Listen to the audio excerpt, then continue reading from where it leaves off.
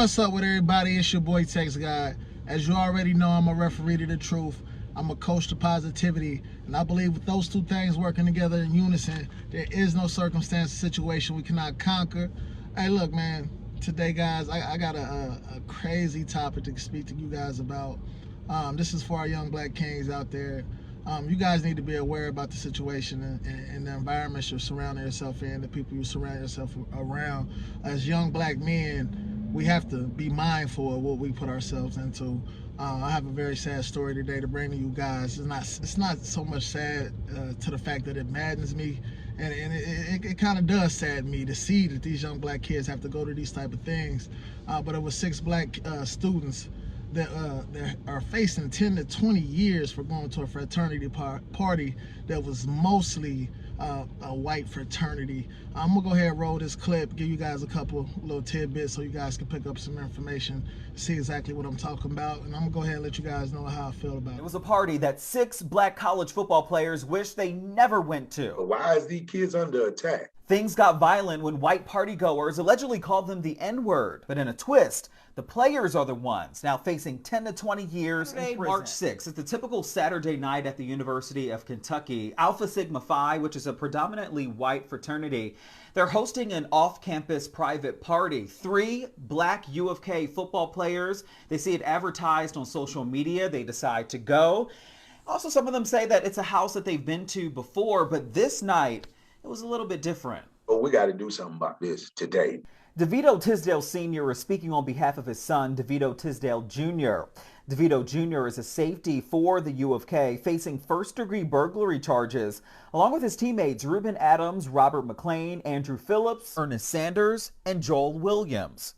It started when police say 3 of the guys arrived at the frat party uninvited and were asked to leave. We got our hands on the University of Kentucky's student conduct report that says that the group was initially met outside by an unidentified girl in a blue jersey who asked who they were and told them that they were not welcome.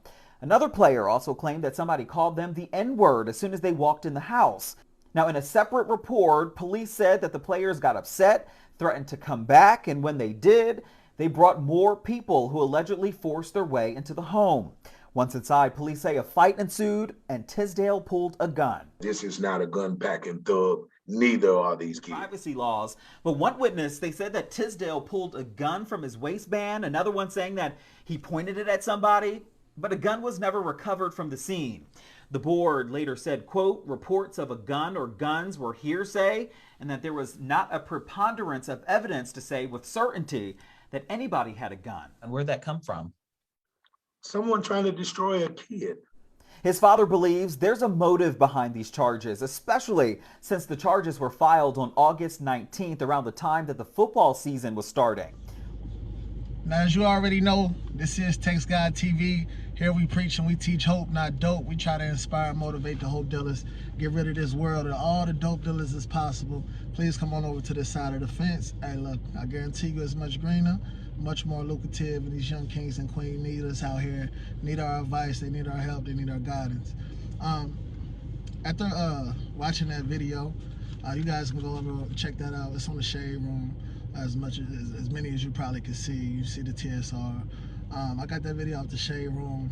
I just felt like it touched me in a different way. As a young black man, growing up in both aspects, both sides of life, living in the hood, coming out of high school that's in the hood, generally with way more black people, like 95% black people, maybe 97, 98% black people, and then living in a neighborhood in an area where it's suburban with a mixed culture, but where it's like dominantly white people, coming from the hood, then sliding over to West Carrollton High School. It kind of cultured me. It kind of put me in different circumstances and situations where I had to learn as a young black man. You see what I'm saying? Things that I never had to go through being in a dominant black school. So going to West Carrollton, I had a white friend when I was young. I was a prolific football player, you know what I'm saying? So moving to the white school, I had a lot of friends, a lot of fans, a lot of people that would put my name on their shirt, make signs and stuff for me, put my number on their face, and stuff like that. So I grew to have many friends of different cultures. So I had white friends, and I had these white friends. I had one in particular, I forget his name, man. But one day, we meet up early in the hallway, you know what I'm saying, right before breakfast and everything. And he's like, "What's up, my nigga?" I'm like, "What?" I think white people become comfortable when they're around black people. They're thinking that they can be accepted to do these type of things. But when you're not accepted, and this is the case that some of these black kids were in, because they said 3 of them was welcome. I believe 3 of the young black kids were welcome to that party. You don't want to latch on or be a part of something that you're not welcome in the first place, especially when you're dealing with maybe people that are racist. You know what I'm saying? If they accept 3 black people, that's just because they mess with those 3 black people. You have white racist people out here that will accept a certain few of black people into their group, and they will bring them in and they will accept them as if they're white. They're not even seeing their skin anymore. So, but when you come around, you still black to them. You see what I'm saying? So don't force your hand trying to bandwagon or go along with your light-skinned friend or even a dark-skinned brother that they have accepted into their group. It's not beneficial for us as young black men to put ourselves around generally a lot of white people, especially when there's no supervision or any of that being partaken upon in the situation. Because if you're around a lot of select white people and you're the only black person in the crowd, most of the times, if anything happens, you're going to be to blame for the entire situation. Whether it's rape, whether it's in this case burglary. In this case, they could say you got violent, try to kill somebody, and some cases, some of these black kids don't come back from partying with these white kids. They go missing, they end up being killed, and nobody is ever suspected of the crime, or nobody's ever put in jail, or, you know what I'm saying? We don't ever get any type of justice from that. So I just think all you guys just need to be mindful of where you put yourself, where you place yourself.